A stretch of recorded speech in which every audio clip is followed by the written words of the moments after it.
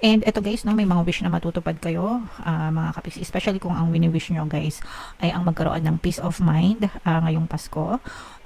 At saka yung iba sa inyo talaga good karma. Sabi ko nga sa inyo guys, no, eto pa lang kanina, 'di ba, lumabas na ito. Wait lang.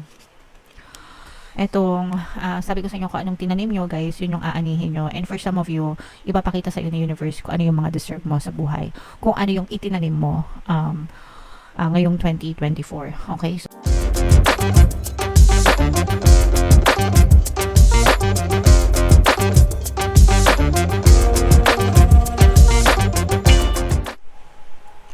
hello guys, hello mga kapiksi, Merry Christmas sa inyong lahat. Ang pamagat ng ating reading for tonight is Pasko 2024. Titingnan natin yung strong energies nyo para ngayong Christmas season mga kapiksi. By the way guys, naka-upload na sa ating YouTube channel yung inyong 2025 kapalaran para sa bawat zodiac sign. If in case hindi nyo pa napapanood, punta lang kayo guys dun sa ating homepage sa YouTube and hanapin nyo lang yung video para sa zodiac sign nyo.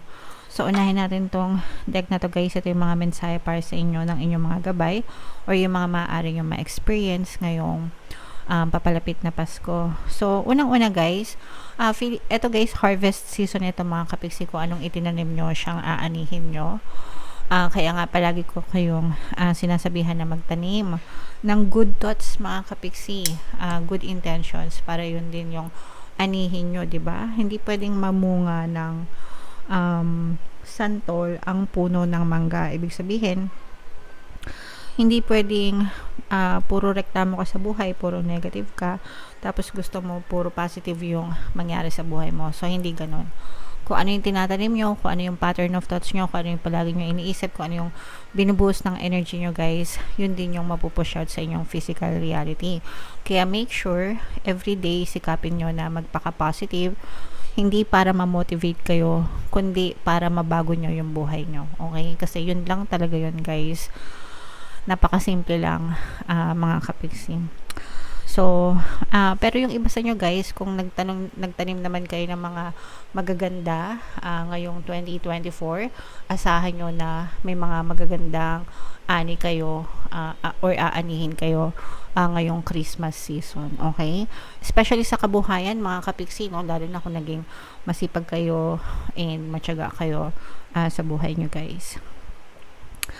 Another message guys is yung iba sa inyo guys parang ina-analyze nyo yung buhay nyo, kung ano yung nangyari sa inyo ngayong 2024 and yung mga lessons na natutunan nyo dun sa mga sitwasyon or kaganapan. Parang nagtitake note kayo, tapos ina-analyze nyo, bakit nangyari sa akin to, anong lesson natutunan ko dito, magagamit ko ba to next year, may iwasan ko ba to next year, yung mga ganon. And yung iba sa inyo guys, parang nagkakaroon na rin kayo ng mga plano. You're starting to make plans, no, para sa iyong 2025. Guys, sorry ha, pero palagi ko kayong nire-recommend na magplano. Ang dami ko ng plano para sa inyo guys, as in kulang lang talaga yung oras. Pero maganda talaga na nagpaplano tayo kasi kapag may plano tayo guys, doon natin nakikita kung nagkakaroon tayo ng progress sa buhay and kung meron bang value, no? Kung nakakapagbigay ba tayo ng value sa buhay natin, sa sarili natin, and doon sa mga mahal natin sa buhay. At least, kumbaga, parang tumatanda tayo na may pinagkatandaan tayo mga kapiksi, okay? So, magplano tayo mga kapiksi. And another message for you guys, ito sa mga, hindi to magre-resonate sa lahat, pero sa mga kapiksi natin na mga creative, ganyan, mga artist, mga artista, or anything na may kinalaman sa arts, kung meron kayong mga talent sa pagguhit, sa pagsayaw, sa pagkanta, sa pag-acting, or whatever mga kapiksi, maaaring mag-boom yan, or mailabas nyo, no? Ma-i-express ngayong Christmas season, lalo na guys sa mga Christmas party, di ba? Syempre, uso yung mga videoke, uso yung mga sayawan, uso yung mga kantahan, ganyan. So, baka ma-express nyo yung sarili nyo. At saka yung mga arts, yung mga design, di ba? Usong-uso yan ngayong Pasko dahil doon sa mga giveaway. So, lumalabas talaga yung mga talent, mga kapiksi. So, gamitin nyo sa maayos na paraan and doon sa mga pagkakataon na pwede kayong mag-benefit mga kapiksi. Okay? Alright. So, comment down below, Libra, if feeling nyo naka-resonate kayo dyan. Tingnan natin yung ganap sa inyo, guys, ngayong Christmas season. Shuffle natin to, guys. Habang shuffle ko to, panoorin nyo muna yung video natin regarding sa ating paano mag-manifest ng abundance video course. Kapiksi, sawa ka na ba sa mga struggles at hirap sa buhay mo? Masipag ka ba at masikap sa buhay ngunit hindi ka pa rin umaasenso? Ilang beses ka na bang nag-attempt mag-negosyo at mag-invest pero palagi ka pa rin nalulugi? Sa pagkakataon na ito ay maaaring may subconscious beliefs ka na nagiging balakid sa iyong pag-unlad at pagyaman. Introducing, paano mag-manifest ng abundance video course. Dito ay matututunan mo ma-overcome ang mga balakid mo para tuluyan ka ng umunlad, umasenso, sumagana, maging matagumpay, successful at maswerte sa iyong kabuhayan, pera, trabaho, negosyo sa lapi at kaperahan ng bonggang-bongga. Dali, mag-send na ng email sa pinoypixie@gmail.com at simulan na ang iyong pagyaman ngayon. Alright, so sa lahat ng gusto mag-avail ng course, guys, meron tayong promo ngayong December. Magbibigay tayo ng 15% discount sa lahat ng mag-avail ng course until December 31. Pangalawa, meron pa kayong free 3-in-1 pampaswerte sa subliminal, so pampaswerte sa buhay, sa pera, at sa love life. Worth 1,500 yung freebie, guys, kaya avail nyo na. Sobrang ganda. And meron din tayong bagong course, paano mawala ang third party at magkaroon ng harmonious na relationship, para mawala yung mga kabit ng mga jowa nyo. 20% discount until December 31, guys. Okay, so Libra, kayo ay represent ng King of Swords sa ating spread. Meron din dito presence ng water sign, Cancer, Pisces, Scorpio. For some of you, maaaring may water element kayo sa inyong natal chart, or you may be dealing with a water sign. So, sa mga kapiksi natin na nagkakaroon ng problema sa relationship, magkakabati kayo, mga kapiksi, no? Lalo na kung, kasi yung person mo, lalo na kung it's either ikaw or siya, kung sino man yung may kasalanan, mga kapiksi. Let's say, for example, ikaw yung may kasalanan, nagsisisi ka sa mga kasalanan mo. Or kung siya yung may kasalanan, magsisisi siya sa mga kasalanan niya sa iyo, mga kapiksi. And magkakaroon ng reconciliation, guys. And maaaring suyuin kayo ng person nyo, lalo na kung sila yung may kasalanan, mga kapiksi. Magkakaroon dito ng realization sa relationship nyo na mahal ka pa rin ng person mo. And kumbaga mangingibabaw ang pag-ibig ngayong Pasko between you and your person, guys. So, i-mind nyo na yan, guys, sa comment section para magkabati na kayo ng person mo, okay? So, mind reconciliation, mind harmonious relationship, yan. And eto, guys, no, may mga wish na matutupad kayo, mga kapiksi, especially kung ang wini-wish nyo, guys, ay ang magkaroon ng peace of mind ngayong Pasko. At saka, yung iba sa inyo talaga, good karma. Sabi ko nga sa inyo, guys, no, ito pa lang kanina, 'di ba? Lumabas na ito. Wait lang. Etong sabi ko sa inyo kung anong tinanim nyo, guys, yun yung aanihin nyo. And for some of you, ipapakita sa iyo ng universe kung ano yung mga deserve mo sa buhay. Kung ano yung itinanim mo ngayong 2024. Okay? So, syempre, kung mga good intentions, naging mabuti ka ngayong 2024, lahat ng kabutihan mo, may sukli yan, mga kapiksi.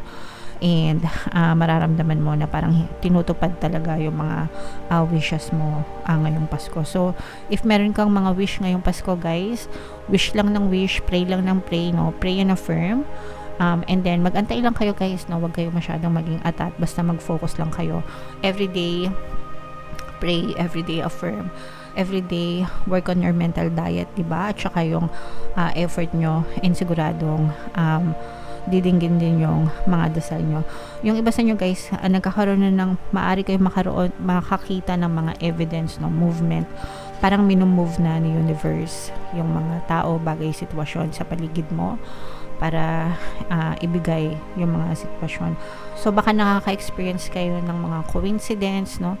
Akala nyo coincidence lang, but it's not coincidence, it's evidence. Mga kapiksi, there's no such thing as coincidence, guys, sa ating physical reality. It's all about evidences. Yung evidences na yun yung napupush out sa iyong physical reality because yun yung pinipray nyo, yun yung finofocus ng attention nyo, guys, okay? And for some of you, ito, guys, recovery ito. Itong recovery na to, guys, ito yung feeling ko na nakaka-recover yung mga failed relationships, no? Pero kahit hindi sa relationship, kung meron kayong mga failure na na-experience ngayon 2024, mga pagsubok, challenge, ganyan, makakabangon din kayo. At saka merong mag-unblock sa inyo guys. Kung meron kayong blocked communication, let's say for example, binlock ka ng may utang sa'yo.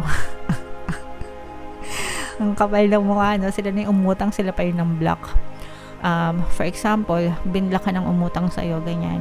I-unblock ka nila. Yung mga ganun. Or kung sino man, binlock ka ng best friend mo, binlock ka ng jowa mo, or kapatid mo, whoever guys. Kung meron kayong conflict no, with other people, parang magkakaroon ng unblock situation. I-unblock nila kayo and parang mababalik, makaka-recover yung inyong communication with that person. Okay? So, comment sa mga tinamaan. Wow! Grabe ito guys. So, tingnan pa natin, no? So, may paparating na swerte sa inyo, mga kapiksi, no? May mga bagong simula kayo guys sa negosyo, sa trabaho, sa pagkakakitaan, mga kapiksi. Itong mga brand new beginnings na to is maaaring magdala sa inyo ng swerte. Ang swerte na dala-dala mo guys pagpasok ng 2025, okay?